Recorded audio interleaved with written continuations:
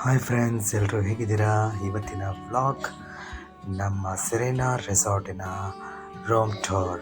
So ನಾವು ಟೋಟಲಾಗಿ 19 people ಹೋಗಿದ್ದರಿಂದ 5 rooms daffodils villa ತೊಗೊಂಡ್ವಿ, ಇನ್ನು 5 ರೂಮ್ಸ್ ಡೀಲಕ್ಸ್ ರೂಮ್ ತೊಗೊಂಡ್ವಿ.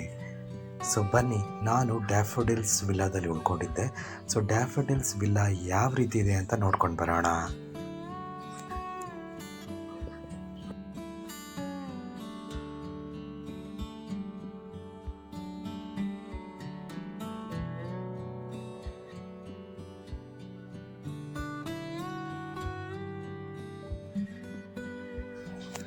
It was a bright Sunny day.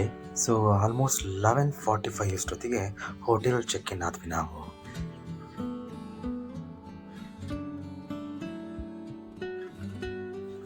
ರಿಸೆಪ್ಷನ್ನಲ್ಲಿ check in process ಎಲ್ಲ complete ಮಾಡಿ ನಮ್ಮ ರೂಮ್ ಕಡೆ ಹೊರಟ್ವಿ.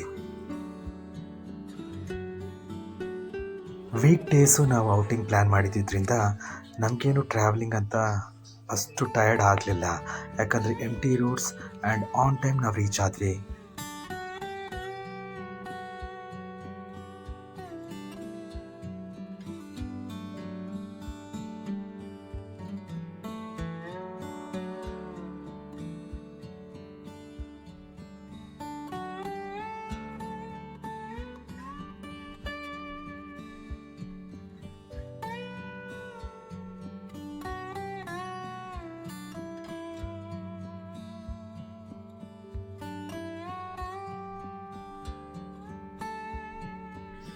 ರೂಮ್ ಇಂಟೀರಿಯರ್ಸ್ ತುಂಬ ನೀಟಾಗಿತ್ತು. So beautiful paintings, chairs, table, ಅದೇ ಥರ ಯುಟಿಲಿಟೀಸು ಕೂಡ ಇತ್ತು ನಮಗೆ.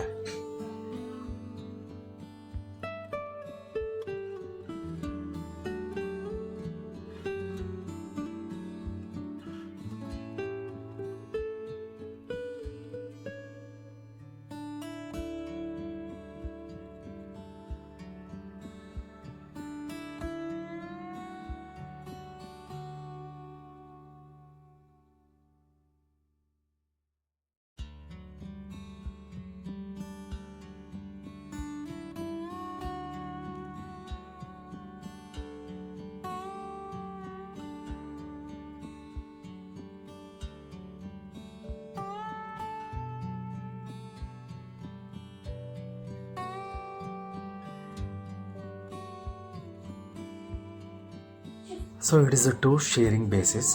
ಸೊ ನೀವು ಪೀಪಲ್ ಆಫ್ 4 ಬಂದ್ರೂ ಆರಾಮ್ಸೆ ಈ ವಿಲ್ಲಾದಲ್ಲಿ ಸ್ಟೇ ಮಾಡ್ಬೋದು.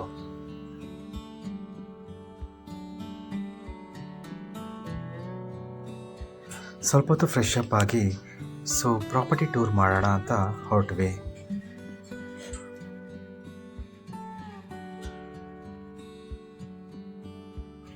ಇದೇ ರೋನಲ್ಲಿ ತುಂಬ ಡ್ಯಾಫೋಡಿಲ್ ವಿಲ್ಲಾಗಳಿತ್ತು ಆ್ಯಂಡ್ ತುಂಬ ನೀಟಾಗಿ ಕಾರಿಡಾರ್ನ ಮೇಂಟೈನ್ ಮಾಡಿದ್ದಾರೆ.